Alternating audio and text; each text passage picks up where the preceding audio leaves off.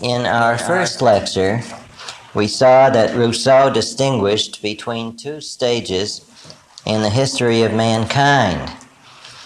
The first stage, stage A, over here on the board, stage A, we can call the state of nature.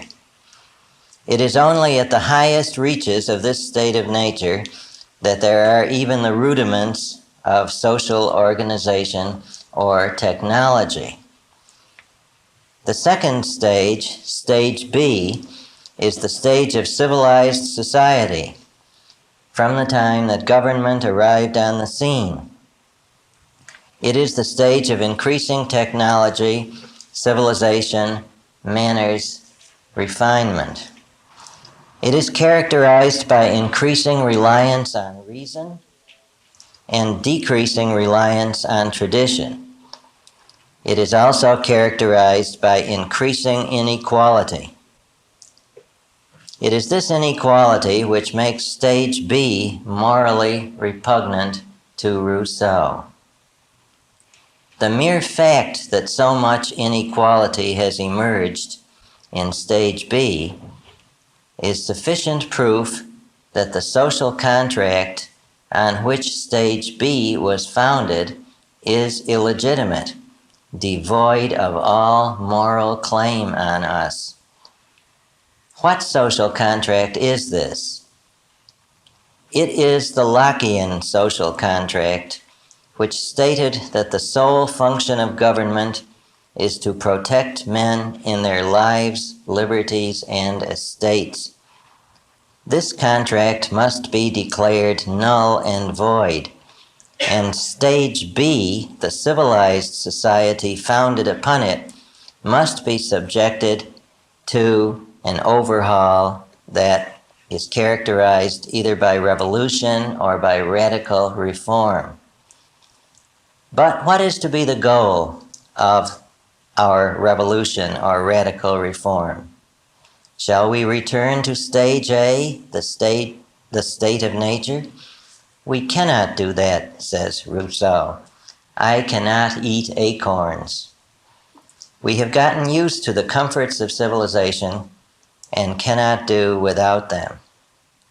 Therefore, we must project a third stage, stage C, in which those comforts shall in large part be retained, but in which there shall be a much greater equality among men. Stage C will be based on a social contract that will be for the first time a legitimate one. Rousseau's proposal is worked out in his major contribution to political philosophy, The Social Contract, which was published in 1762. I now proceed to an exposition in outline of the social contract, but I wish to note that I am relying to some extent on Rousseau's explanation of his economic views as set forth in his discourse on political economy, known as the Third Discourse, which had been published in 1755. And for his views on philosophy of education, I am relying on his Emile, E-M-I-L-E, published in 1762, the same year as the social contract. Let us ask ourselves, what was good about stage A? Equality, lack of competition, no one is made to feel inferior to others. What was bad about stage A? There was no protection from the weather, from hunger, from sudden attacks of other men going berserk. It's the disadvantages of Central Park, you say. What was good about stage B? Control over nature, production of needed goods. What was bad about stage B? Competition, in which some people lose out and are made to feel inferior. Also, Rousseau argues against Locke. Why should the mental strength of the first occupier, who knew enough to sow the land, why should the mental strength of the first occupier, the mental strength necessary to wait for a crop to grow and to irrigate the land, why should that mental strength give any greater title than the physical strength of the looter who comes and tries to take it away from him, the bandito, you see, who waits in the hills while the peasant raises his corn? The formula for stage C, which is the solution, the synthesis which is going to bring together the thesis and the antithesis, the formula for stage C is a society in which there is production and manufacture, but in which there are restraints on the accumulation of private wealth and on competition. Rousseau wants the efficient production, later characteristic of capitalist society, without giving to the more productive such rewards as may, in his view, in Rousseau's view, deprive the less productive of self-respect. In other words, he wants to drive a wedge between production and distribution, a point that he did not make completely explicit but was made first explicit by John Stuart Mill in his Principles of Political Economy in the middle of the 19th century. Hence, the whole social order must be under the control of the state. The scramble for luxury must be abolished. Therefore, once basic physical needs are met, the simple life must be enforced on all. Economic growth must be strictly controlled or reduced to zero, the concept of zero growth, you see. This means giving up inalienable property rights, that is, property rights immune to governmental invasion. All property must be acquired, held, and used at the discretion of the state. To implement this policy, people must be forced to prefer the simple life. This in turn has cultural consequences. We must censor literature, music, art, and the theater, and women must be kept in their place. And this has educational consequences. The state must eventually control people not only through law, but through a new system of education. So then, let us see what we will carry over from stage A to stage C. We will carry over psychological simplicity and transparency, the sort of thing which made the Spartan kick a stone when asked a philosophic question. We must carry over guaranteed freedom from the judgment of others. We must carry over closeness to nature. These are the simplest comforts of life as Rousseau knew them in 18th century Western Europe, comforts in quotes. Let us now turn to the social contract to see how he works out this proposal in terms of constitutional or fundamental law. I proceed to the introductory remarks to Book 1. Rousseau says that his purpose is to inquire whether there can be any state or government which is one, legitimate, and two, practicable. He will try to find an ideal social system capable of governing men as they now are, In other words, he is saying that human nature need not change before his political system is kicked into motion.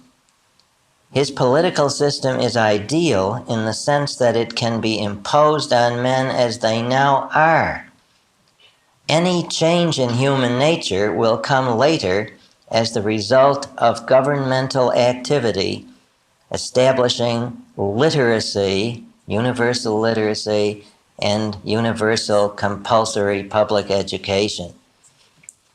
Furthermore, Rousseau claims that under his system there will be no conflict between interest, and right. We shall see how he makes good this claim. So to summarize these introductory remarks, Rousseau's social contract is a political system designed to take man in his second phase, stage B, in which he is egoistic, corrupt, competitive, and to bring him into a third phase, state C, whose detailed characteristics we are yet to see, but which is to start with man as he now is, depraved by civilization. Note the analogy with Calvin's Geneva, Rousseau's hometown, whose political system was deliberately tailored to the goal of controlling a totally depraved human nature, a nature depraved by original sin.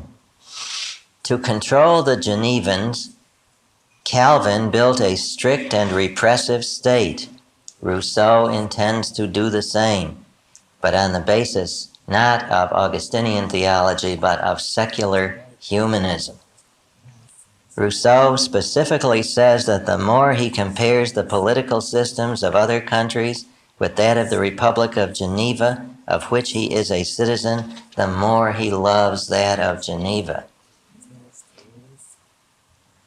The legitimacy of a social order cannot be based on force, so Rousseau says.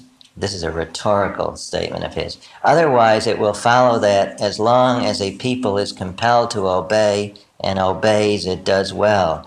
As soon as it can shake off the yoke and shakes it off, it does still better. But the social order is a sacred right, which is the basis of all rights.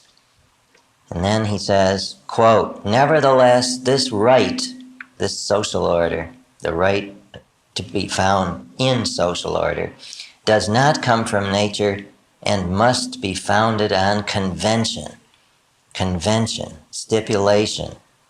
This last view comes from Hobbes, and before him from the Sophists. We now proceed to the first book, famous statement of Rousseau, man is born free and everywhere he is in chains. This sentence is usually misinterpreted as a call to revolution against society's control of the individual. It's usually misinterpreted, I repeat, as a call to revolution against society's control of the individual. Never has a statement been so much misinterpreted. Rousseau's meaning is quite different. By chains, he means social controls, laws of any and all kinds, legitimate or illegitimate. But the social controls of his own time he regards as immoral and illegitimate because they are based on competition and result in inequality. Being immoral and illegitimate, they are oppressive. And Rousseau does advocate revolution, but not a revolution to do away with all chains.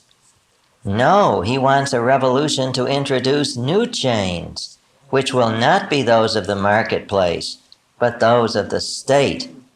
These chains will be morally justified and therefore legitimate. This is clearly revealed in his next sentence. How did this change from freedom to chains come about? How did this change come about? I do not know. What can make it legitimate? That question I think I can answer. So you see, he very clearly says that he intends to legitimate the transition to change, and yet commentator after commentator has assumed that he wanted to deliver mankind from chains. That problem I think I can answer, unquote. The problem of the social contract, therefore, is how to fit man to new legitimate chains, how to impose upon him new legitimate laws, social controls. Any and every student of political philosophy must judge for himself whether these new chains, these new social controls, are any more legitimate or lighter than the old ones they are replacing in so many parts of the world today under the guidance of Rousseau's disciples. And everyone interested in his own welfare must become to some degree and in some measure a student of political philosophy, and I might add, of the epistemological, metaphysical, and ethical premises underlying political philosophy. And I might add still further, he owes it to himself to look around and see how other people are judging on this matter. So then let us look and see how Rousseau sets about legitimating his kind of state, and let us see what kind of state that is. First, Rousseau says that the legitimation of the state is based on a mere convention and not on any tendency to social harmony. This declaration is contained in what we call Old Chapter 2 from the original draft of the Geneva manuscript. This chapter was suppressed by Rousseau. It was first published toward the end of the 19th century. Let us look for a moment, therefore, at Old Chapter 2, which is called On the General Society of Mankind and is not printed in all copies of the Social Contract. This is an answer to Diderot's article on natural right in the Encyclopédie, the encyclopedia of the famous work of which was the Bible of the Enlightenment. Diderot claimed that prior to the formation of the political state, individuals have a natural desire for a harmonious social order. Against this optimistic doctrine, Rousseau argues in Old Chapter 2, he argues fiercely that a harmonious social order would be unnatural and contrary to the private interests of the individual. A just society requires unselfishness, and the selfish interests of individuals clash. Even if an individual freely decided to put the general or public interest above his own, how could he be sure that others would do the same? The natural man of state B is really antisocial and unjust. This is the man of Lockean civilized early capitalist society. In state B, men are, quote, living simultaneously in the freedom of the natural state and the subjection of the social state, unquote. Such men can care nothing about justice and equality, for up to a point at least, they can do as they please regardless of the effect on others in the community. Now, the reason for the social contract, the legitimate social contract. Rousseau continues that we must find a better organization which will ensure, quote, the reward for good actions, the punishment for bad ones, and the lovable harmony of justice and happiness, unquote. In this social order, this new social order, the individual's reason will be, quote, illuminated with new lights, unquote, and his heart will be, quote, warmed by new feeling, unquote, as he learns to share and be altruistic. But this will be the result of re-education. The present stage, stage B, the Lockean society, in this present stage, there is a contradiction between the individual and society. This will be overcome by Rousseau's program. As Rousseau has previously stated in La Nouvelle Eloise, the individual will be indoctrinated to believe that the public interest is his personal interest, and thus he will be led to sacrifice his real personal interest for the public interest. In denying that the pre-political natural law required men to live honorably and justly with one another, as Locke and Diderot had argued, in denying this, Rousseau made justice a result of positive enacted law rather than natural law. He made it a result of convention. quote, "For law is prior to justice, not justice to law." But here Rousseau fell into blatant self-contradiction. For if there were no justice prior to the social contract, how could the partners to the contract morally bind one another with a promise to keep the contract? The promise could be meaningful only if the keeping of agreements were already recognized as just. Perhaps the realization of this contradiction led Rousseau to suppress the chapter. Apart from its being founded on contradiction, not on nature, what are the basic conditions of a legitimate social contract? Rousseau's first basic condition is that the formation of the state must be voluntary. He makes this argument in chapters 3 and 4 of Book 1. His argument may be summed up in his own words. Quote, "Obey the powers that be. If this means yield to force, it is a good precept but superfluous. I can answer to its never being violated. A brigand surprises me at the edge of the wood. Must I not merely surrender my purse on compulsion, but even if I could withhold it, am I in conscience bound to give it up? For certainly the pistol he holds is also a power. Let us then admit that force does not create right and that we are obliged to obey only legitimate powers. In that case, my original question recurs: how to legitimate the chains?" Remember that Rousseau had started out by asking, what can make the power of the state legitimate? His answer, as we have just noted, is consent. Excuse me. But consent to what? Is it the consent to lay our pistols down and call in an outside sovereign, as Hobbes thought? No. Is it the consent to delegate the execution of the natural law, to delegate the punishment of aggressors to an agency known as the government, which Locke thought? No. What is this consent then? The answer is Rousseau's second basic condition of legitimacy. His first was consent, now we come to his second. The consent must be the consent of previously separate individuals to become one people. Capitalize that in your mind, one people. The word people is vital. We shall see how Rousseau fills in its meaning.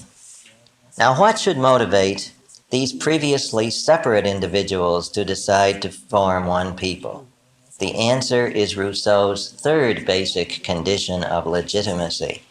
Quote, "I suppose men to have reached the point at which obstacles to their preservation in a state of nature are greater than the resources at the disposal of each individual for his maintenance in that state," unquote.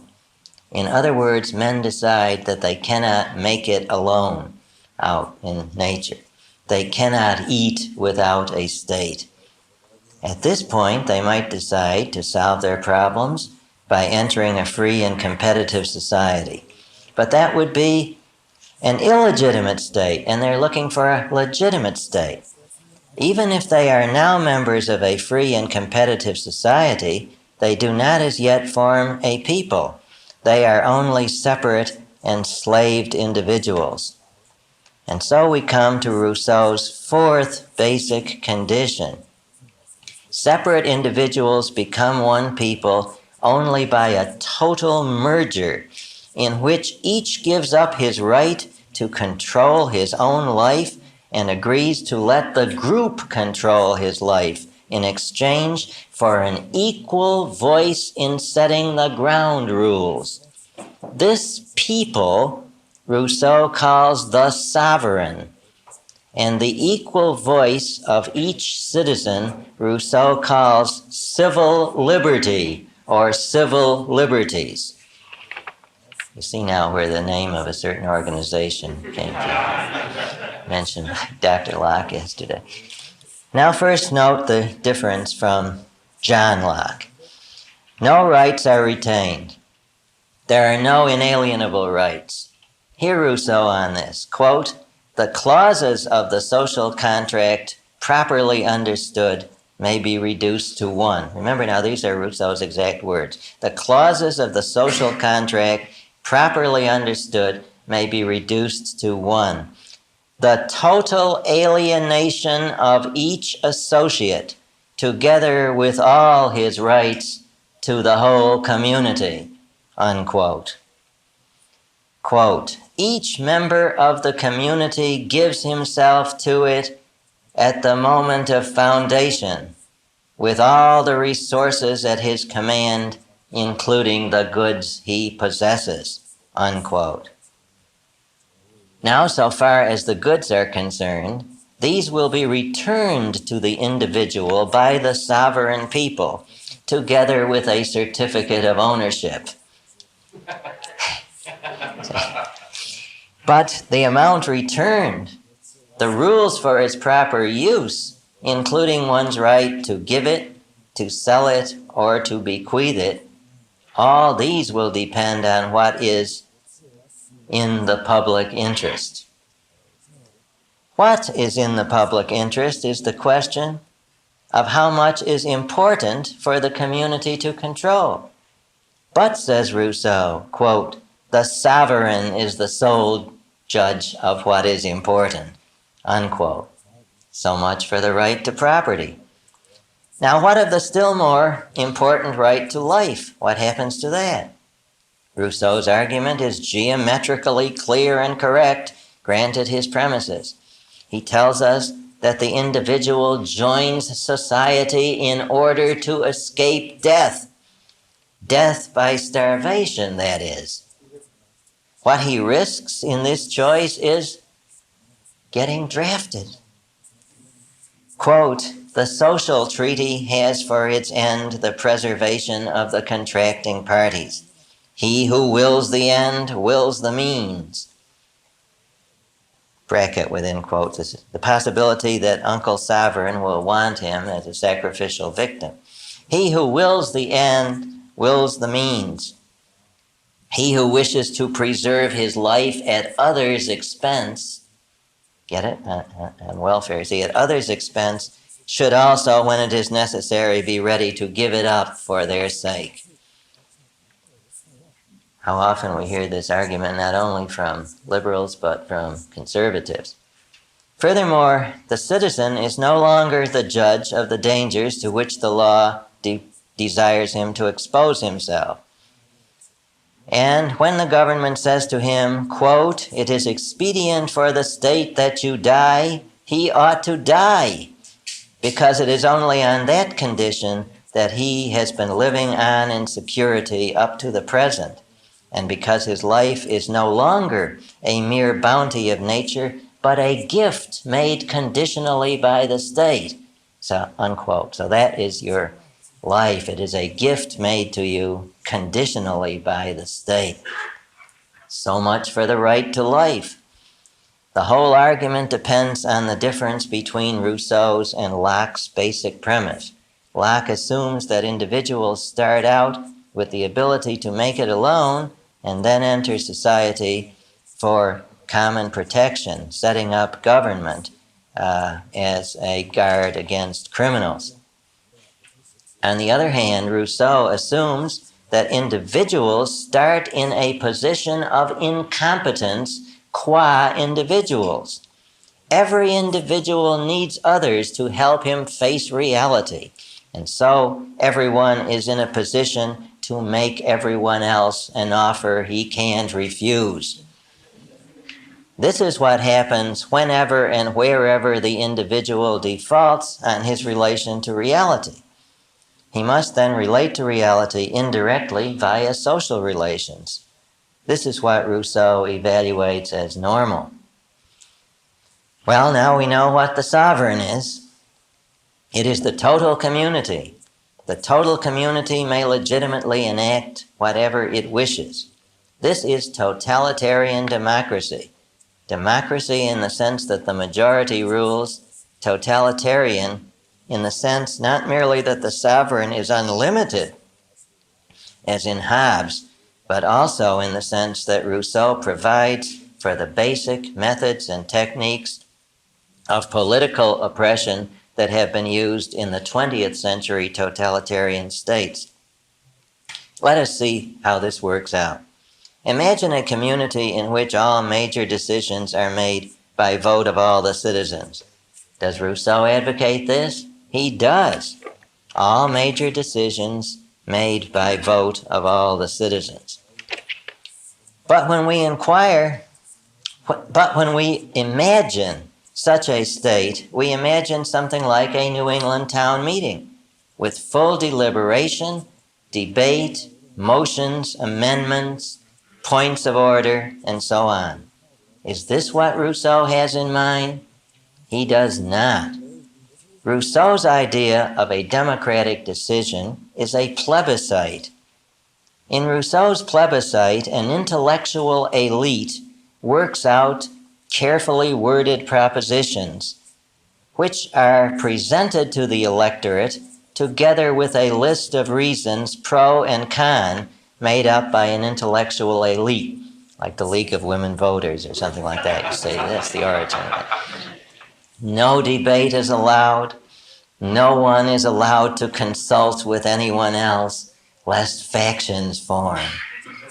In other words, there is no freedom of speech, press, or assembly, obviously no campaign funds. Everyone must vote.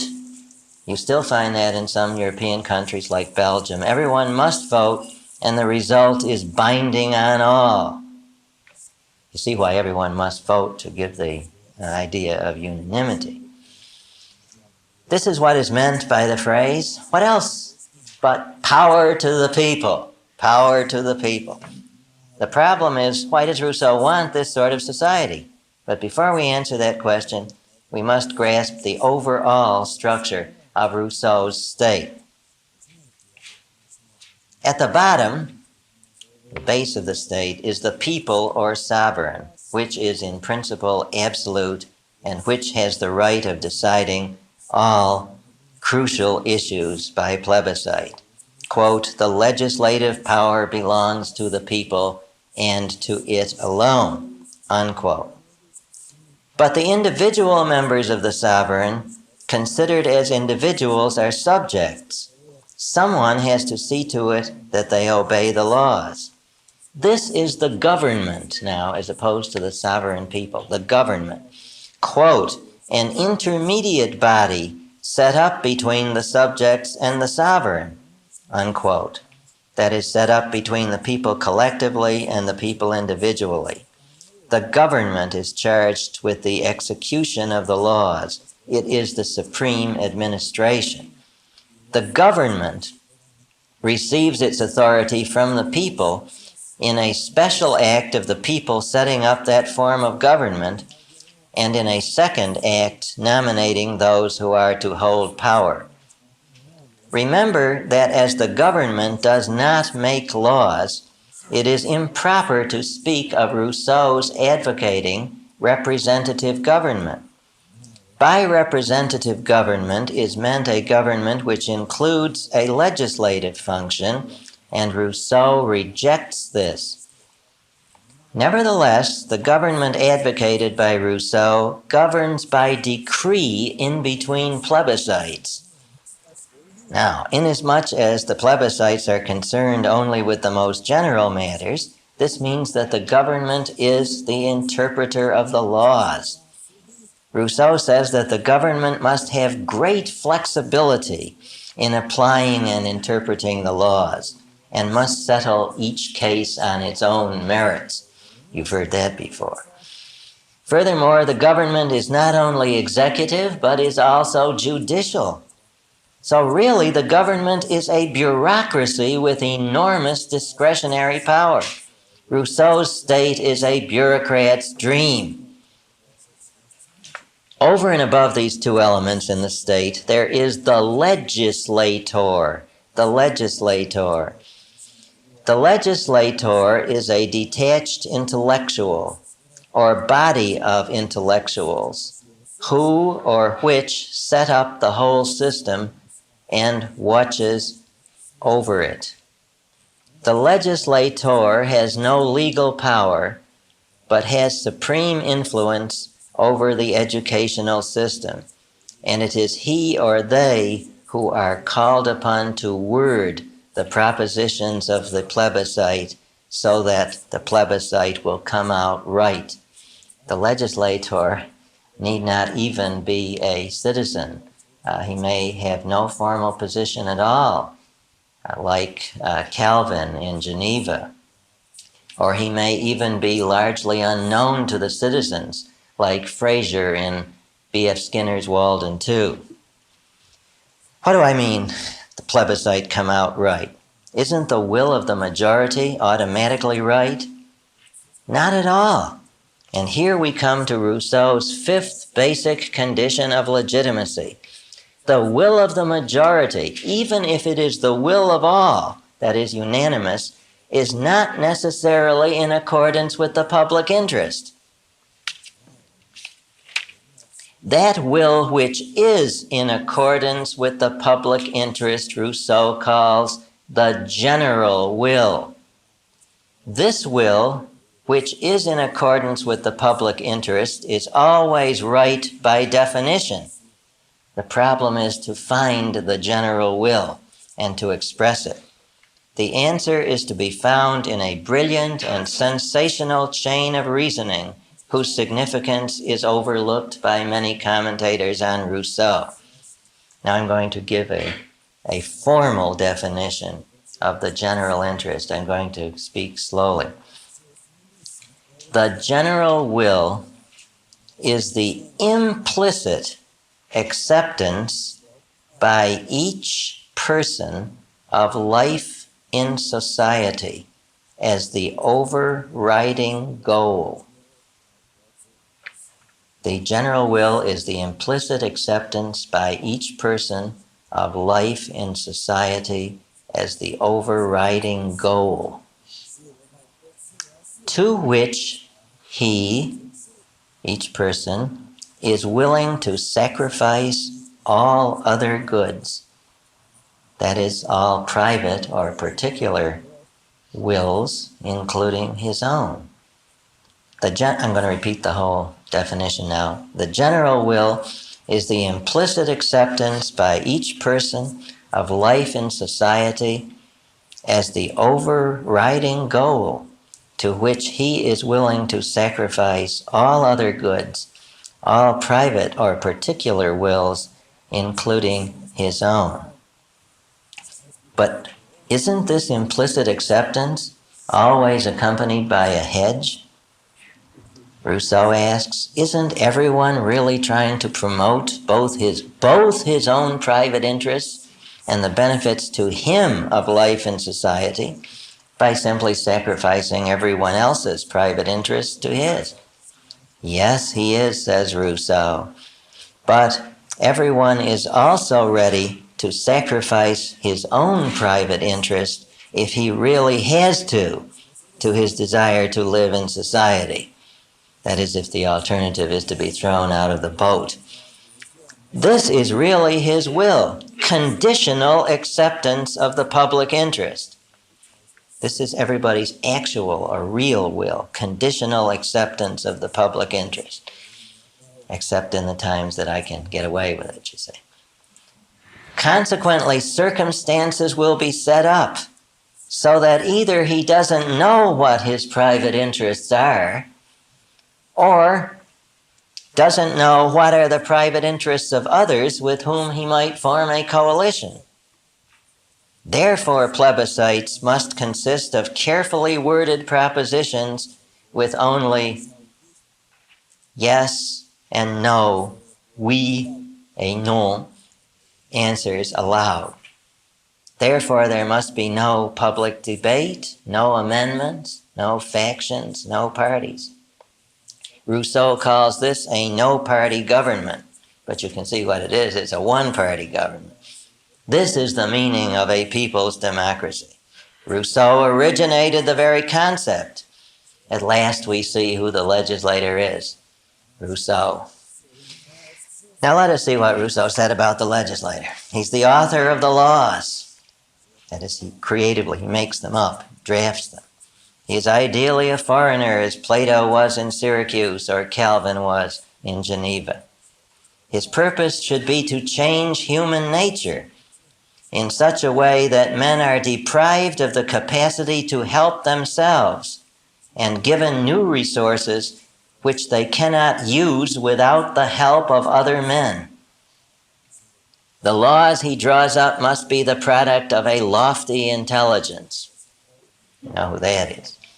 They become laws when they are ratified by a carefully controlled plebiscite.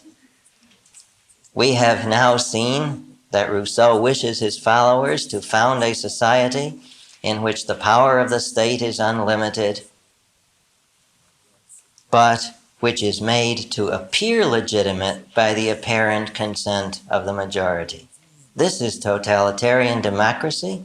Totalitarian because, as I said before, the power of the state is unlimited, and democracy because the people are marched to the polls to give their consent to laws already decided on. But in this totalitarian democracy, the real government is a bureaucracy which applies the law to day-to-day situations. I want to insert a few words here about some essential aspects of Rousseau's philosophy of education as set forth in Emile, 1762. In his philosophy of education, he is no longer taking men as they are, but molding them into men as they should be. His philosophy of education is the postscript to his political philosophy. In other words, we start with men as they are, we establish a totalitarian democracy, then we bring up the literacy level, then we found a universal public education, you say, and then men's nature begins to change. Rousseau does not see education as the development of the reason, as the development of a free and independent mind. He attacks Locke explicitly for holding such views. According to Rousseau, the purpose of education is to adjust the individual to the group. In other words, to socialize him. So, was John Dewey really the founder of progressive education? Maybe we shouldn't blame Dewey so much. But now, why does the individual need to be adjusted to the group? Why does he need to be socialized? Because Rousseau conceives the individual as by nature antisocial, ready to go on a berserker, you see. Rousseau has already made it clear in his political philosophy that the private interests of the individual are antithetical and hostile to the public interest of the new kind of society which Rousseau is advocating. It is therefore necessary for the state to restrain and repress the individual, to censor what he reads, and to deny him knowledge. This restraint and censorship Rousseau calls respectively, quote, forcing people to be free, unquote, and, quote, true enlightenment, unquote. You see, he's even redefining the concept of the Enlightenment. But how does education come in? Aren't people already sufficiently kept in line by the law and the state apparatus? To this question, Rousseau answers no. The trouble with law is that it restrains man from without, and this is an almost impossible task. Negative reinforcement, you see, B.F. Skinner would say. This is an almost impossible task. This completes the material on this side. For the proper start on side B, turn this cassette over now. Some means must be found to restrain him from within, equivalent to Skinner's positive reinforcement, to remold his mind so that he will be more docile, and therefore fewer laws will be needed. How can man be restrained from within? And even if we restrain him from within, isn't that taking away his freedom? Let us try to answer the second question first, the question of whether this isn't taking away his freedom.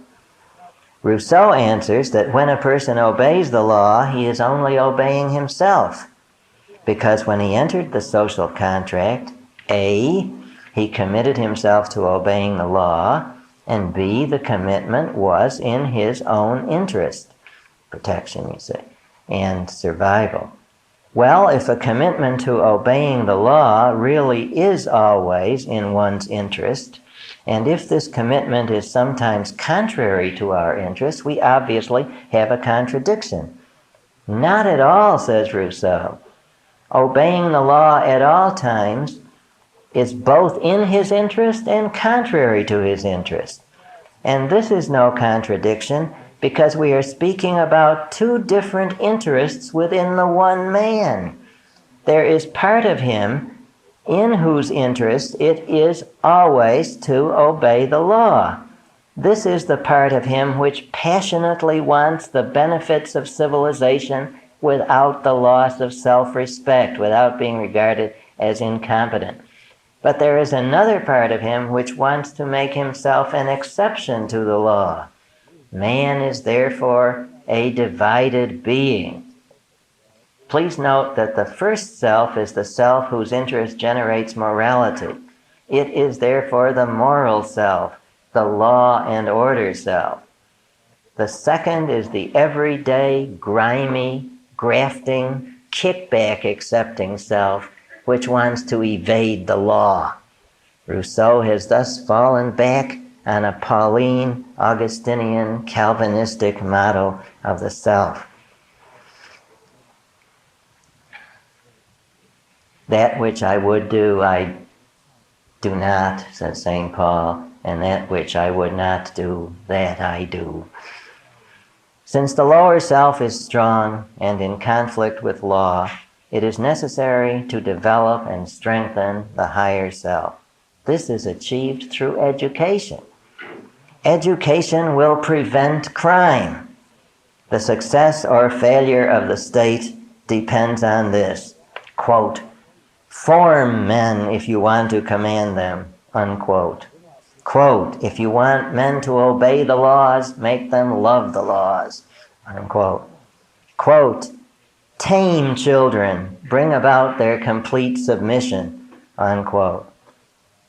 The means ruled out are rational persuasion and corporal punishment, that is, persuade them by B.F. Skinner's lollipop.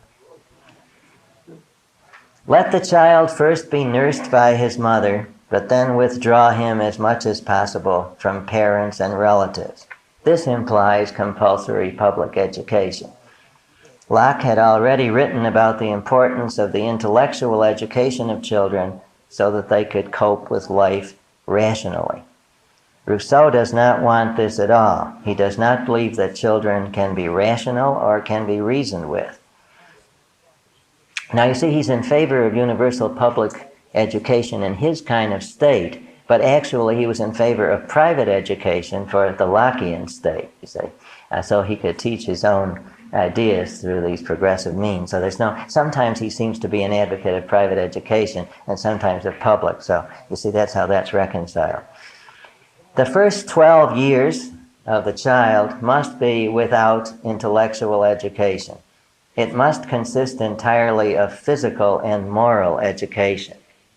The fact that Rousseau lumps moral education with gymnastics shows that he does not think that values are rational. Let the child grow natural food grown in his own garden. Confine him to a vegetable diet. Let him go barefoot. Keep washing him in cold water. Keep him active. They didn't have showers in those days. Let him do whatever he wants to the point of injury. Well, now I want to add a few words in ending on the influence of Rousseau on Kant. Immanuel Kant read Emile in 1762, and it reportedly made him miss his afternoon walk. This was a major event in European intellectual history. See, Kant, the citizens of the city of Königsberg used to set their watches when they would see Kant and his servant coming out to go for a walk. And Kant was a really advanced, obsessive type of personality, and he had these strings attached to his socks, and the strings would go up into his pocket, into his pants pockets.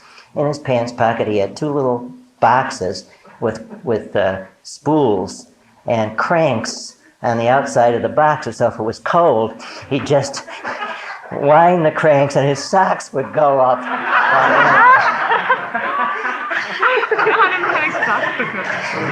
He had everything under control. No. According to Louis White Beck, that's B-E-C-K, Louis White Beck, one of Kant's major commentators, reading a meal, this is, quote, had an immediate and profound impact on Kant. It brought about a deep personal change, unquote. This is what Beck calls the Rousseauistic revolution in Kant's philosophy. That is to go along with the Copernican revolution, you say. He makes this point in his Louis White Beck, Early German Philosophy, Kant and His Predecessors, pages 489 through 91. Beck quotes Kant, quote, "By inclination I am an inquirer.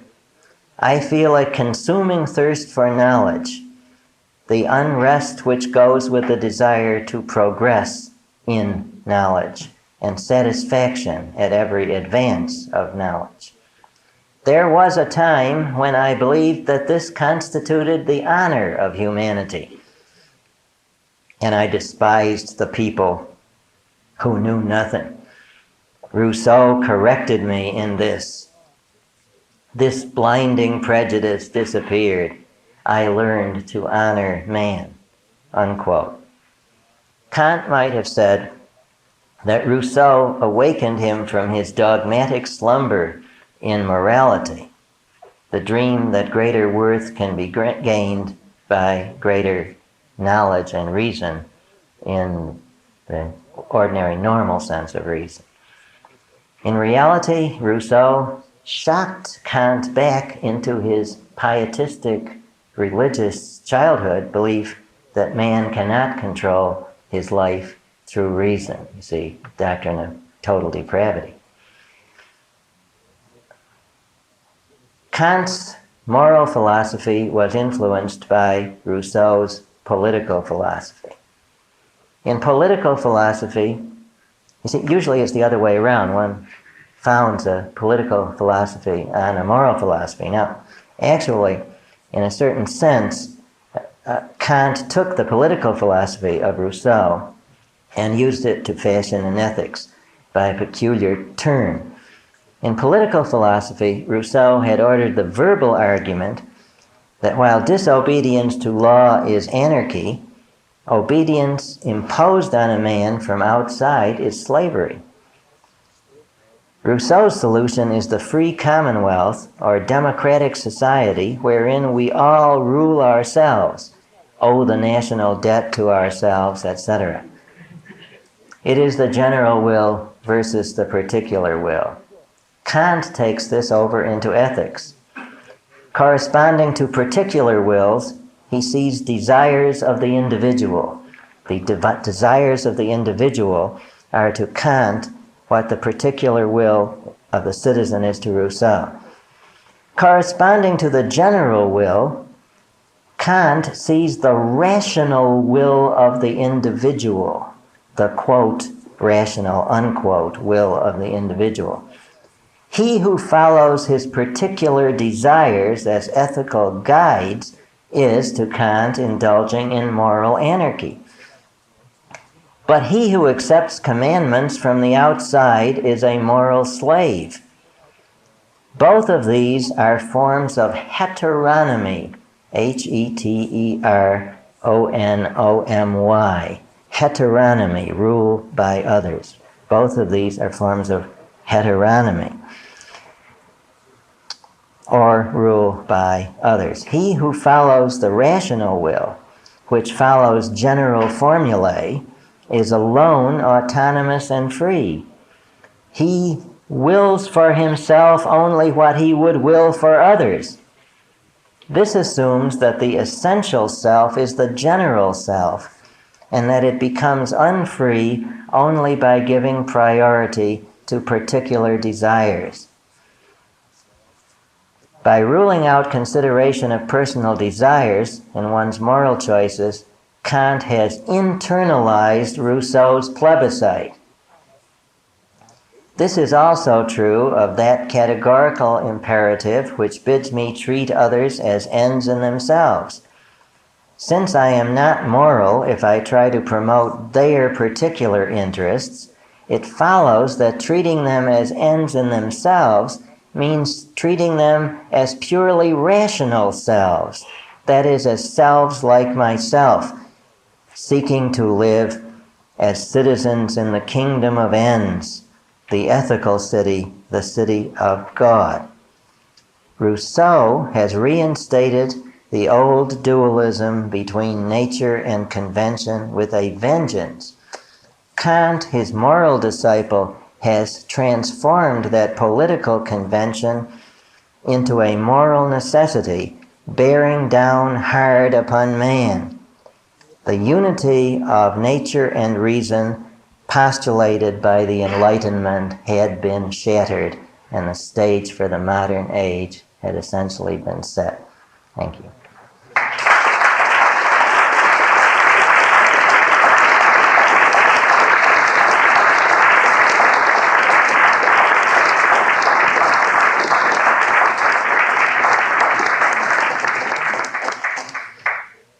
Glad to entertain any questions or comments. Yes, sir.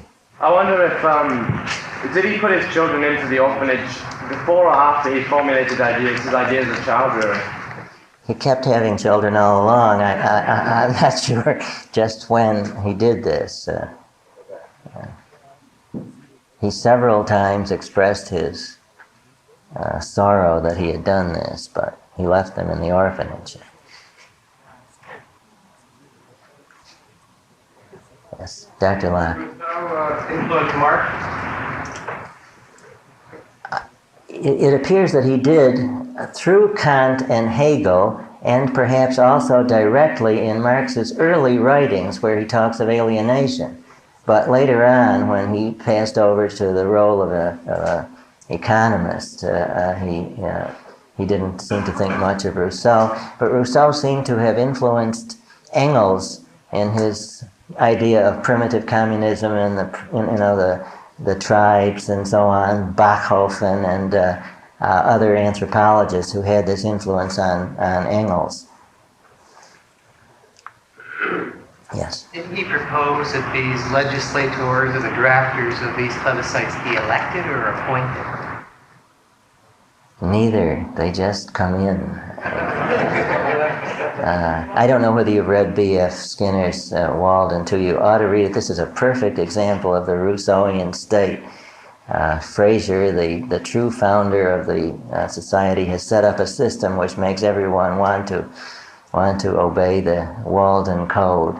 And a lot of people don't even know who that funny little man is who thinks too much is. They don't even know his name. I remember in Professor Ridpath's lecture on Nietzsche that this point being that a lot of people just took him on surface. Are there countries in Europe that still look on Rousseau on the surface? I remember you saying in Belgium they still force everyone to vote, but in other ways, are there countries in Europe that really still look towards Rousseau for... Not explicitly. Rousseau is more an ideal of the Greens than he is of any specific government, but there are the specific items, like the article which I noticed some years ago in the Belgian Constitution. I don't know whether it's still there, but there are still countries where it's compulsory to vote. You can see the reason. Yes, this gentleman. At what point did he believe that the individual entered into this social contract? Was it just at birth, or was it a gradual process as you accepted things from society? Or? You know, he's always speaking symbolically and with his tongue half in his cheek and half out of his cheek, and it's hard to tell just what he's referring to, and some of the time what he's writing is really seems to be a hidden threat, such as when he says a terror is threatening this generation. Well, the reign of terror did come, and it was guided by the National Convention, which had the social contract on a kind of altar in the front of the room, just laid out, open. So he apparently meant a bloody revolution, but he didn't say that. Yes? Did Rousseau have any influence on the Kantian concept of disinterest? Oh, absolutely. That's what disinterest is, the general interest. And when disinterest is applied to morality, it's the general interest. When it's applied to aesthetics, it's a certain detachment from all emotional empathy or anything like that with the aesthetic object in the critique of judgment. Yes? Did he just set out to write a refutation of what Locke had already? No, but every now and then he quotes Locke, and he indicates that he thinks that even the present monarchical government in France is somewhat Lockean because it claims to protect men from robbers mainly. But his criticism could also be taken as a critique of the Hobbesian social contract, you see, which he was also against because the sovereign was called in from the outside. So therefore I have exaggerated the picture a little bit when I have said that he was just opposed to the Lockean concept, but he was opposed to it. Yes? How prevalent is the teaching of Rousseau's philosophy in our universities? I don't know. Yeah, maybe some of you could answer that. I think that Rousseauistic premises are all over the place. They're not in the form of any one plan. I don't think many people really understand Rousseau's whole plan. But there's a kind of Rousseauistic knee-jerk present in large parts of our university faculties and student bodies, insofar as the university, in a certain way, is a buffer against the real world. One would expect some of this to be present. It's present in the form of certain kinds of ecology is a good example of this. Yes. Would you think it's correct to say that Rousseau's concept of freedom, that alternative concept of freedom, his whole political view, given that it was formulated during the Enlightenment, could not have taken off the way it did in later centuries had he not, to some extent, sparked Kant on, and had Kant not, for other reasons as well, come and kind of prepared more fundamental groundwork for it? It's hard to say what could have happened in history, but you see, some of the European classical liberals, they worshipped both Locke and Rousseau, and they didn't make any real distinction. The whole idea was confused in their mind. Even today, you can sometimes find objectivists who say Rousseau had some good ideas. They just through insufficient acquaintance or study. Some of the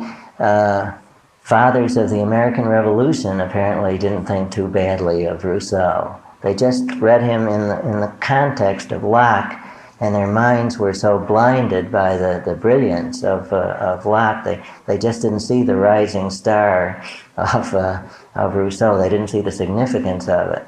He takes the trouble, you see, to speak the same language as Locke does, and it appears that he's agreeing with Locke.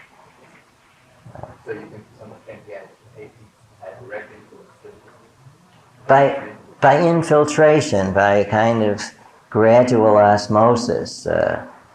You get the idea that Rousseau was a great defender of freedom, that Kant was a great defender of freedom, that Hegel was a great defender of freedom, and all these men were for the Enlightenment and for freedom of the individual and so on. You get this sort of thing in Ernst Cassirer, for instance, in his commentaries on Kant and on Rousseau, and it's just part of the European intellectual climate.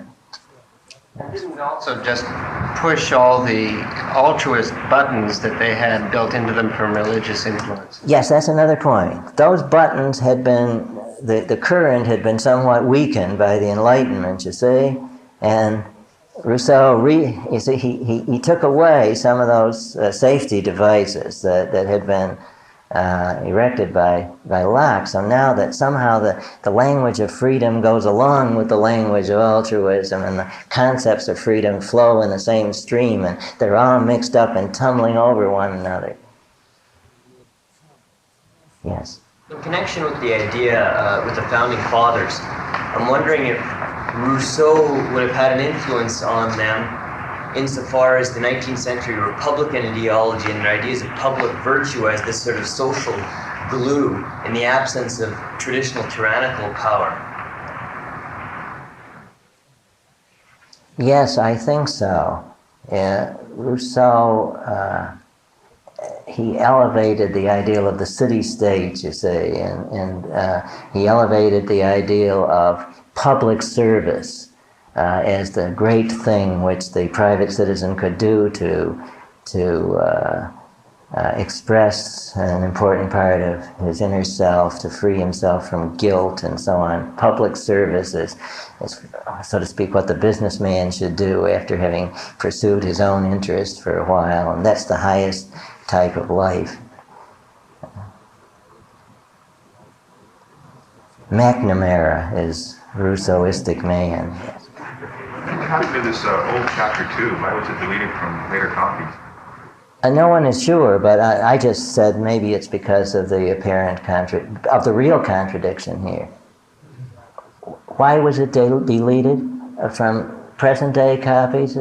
Rousseau himself removed it from the original edition, and it has since been discovered, and very often today it is inserted, sometimes as an appendix to the social contract. Yes? Can you draw any parallel between Calvin as a foreign and non-official legislator in Geneva and Gaddafi in Tripoli? And who? Gaddafi in Tripoli. Oh, the parallel with Gaddafi is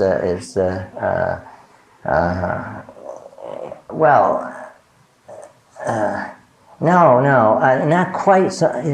I don't know. What is Gaddafi's own legal position? Well, then the parallel is absolute.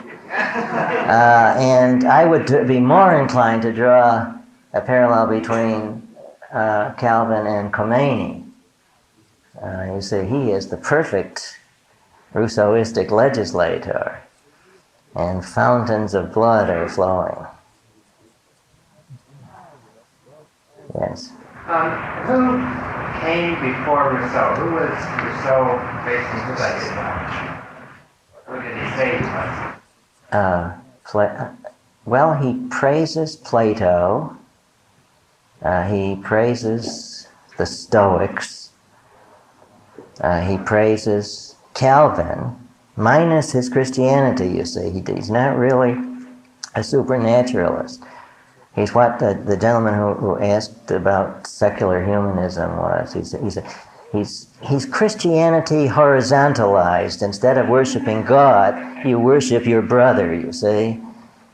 You worship everybody and all of us. This is secular humanism is secularized Christianity.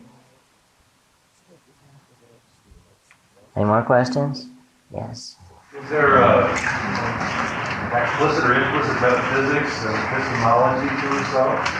There's very little of that, actually.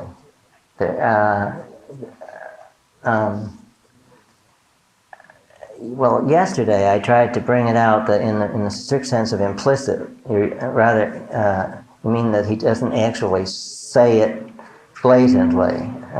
He doesn't formulate it in terms of theorems. That's what you mean? Right? Yeah. He brings it out in his advice to man to have a dialogue with himself and to ask himself not his reason, but his feelings.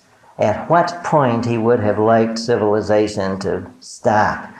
At what point, for instance, would you in your life have liked your life to have stopped? Possibly as an infant at the breast, your feelings will reply. Everything was like paradise then. You were in your mother's arms. It was a wonderful feeling. You were the kingpin. You see what I mean? He asks you to consult your feelings. You are the center of the universe there, and that's what he wants to take us back to, where every man feels that in dignity, certainly he's the center of the universe, regardless of any qualifications or talents or merits or whatnot. He wants to create that sense, recreate that sense of infantile omnipotence. And the epistemology involved is that he asks us to use our feelings as the criterion for what we should pursue as a goal. That's the epistemology, knowledge by feelings. Now, that particular epistemology can't be formalized very well in strict theorems, but that's probably why he didn't do it. Yes? I was wondering if Rousseau was around at the French Revolution, and if he took any part, and what did he think? Did he write anything about it? Oh no, he wasn't around. He died,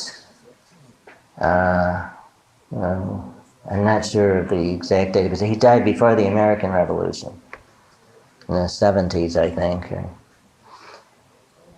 He moved in with David Hume for a while, and after a few weeks, Hume kicked him out. A few fleeting sense data later, Hume had enough of these moon sense data.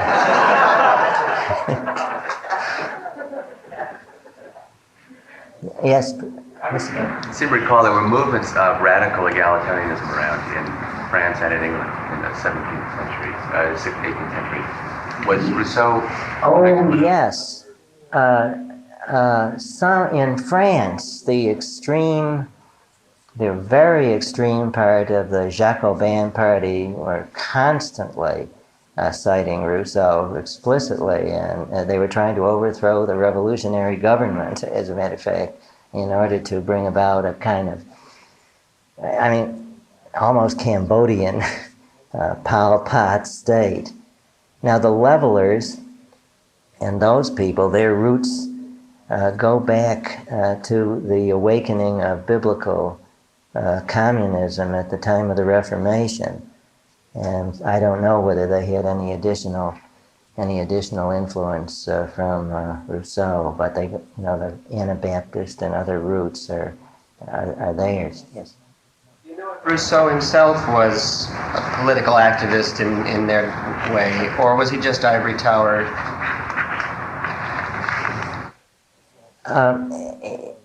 He was a kind of social critic. He moved around. He sponged on various people for so many months, and he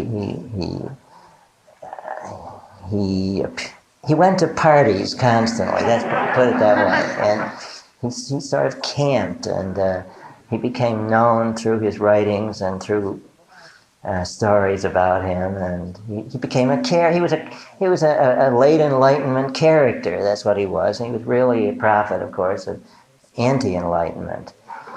Now, someone asked me something about Burke last time. I wonder if the gentleman who did that would rephrase his yes. I want to know whether you saw any influence by Rousseau on Edmund Burke, and I was thinking in the sense of the anti-pleasure, anti-sex, and the fact that Edmund Burke has a tremendous influence on American conservatives today. I wonder whether conservatives... I do not, my answer is I don't know, as I told you before, about the politics, but I do believe that he had some influence on Burke's aesthetics.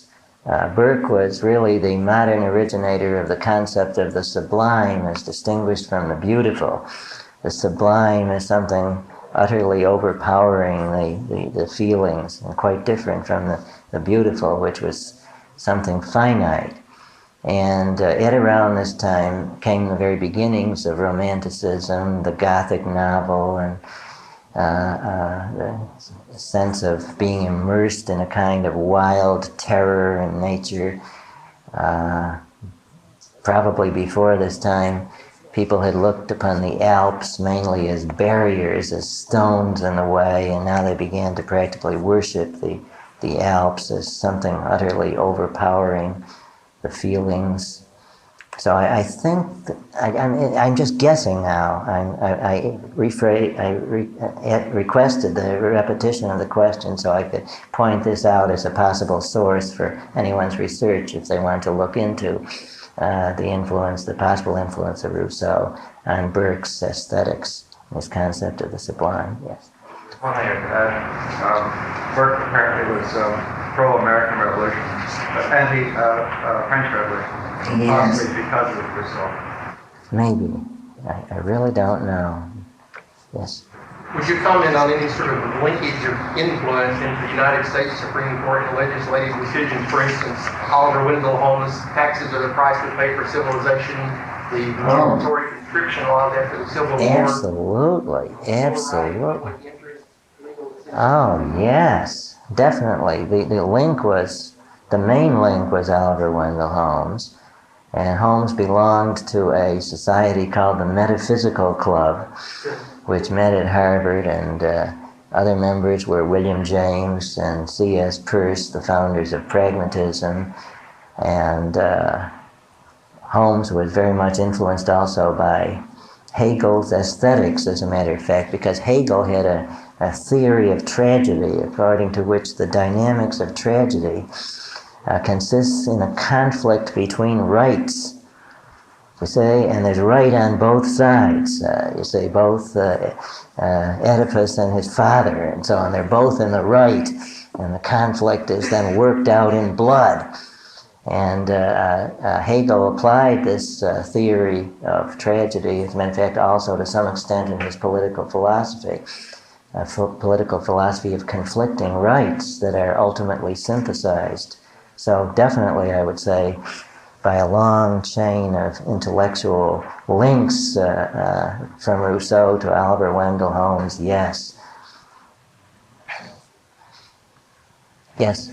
You mentioned that sort of B.F. Skinner sort of was an idealization of Rousseau's political views. I was wondering how you might sort of construe Skinner's belief that human action is sort of is selected for you by the environment, and how would that sort of relate to Rousseau's belief in people's inclination to sort of pursue the general will? Well, in Emile, the educator stays largely behind the scenes, you know, and he arranges situations for the student to encounter, see? And he conditions him in this way so that the student eventually comes to be conditioned or educated into loving the program, loving the laws, loving the system.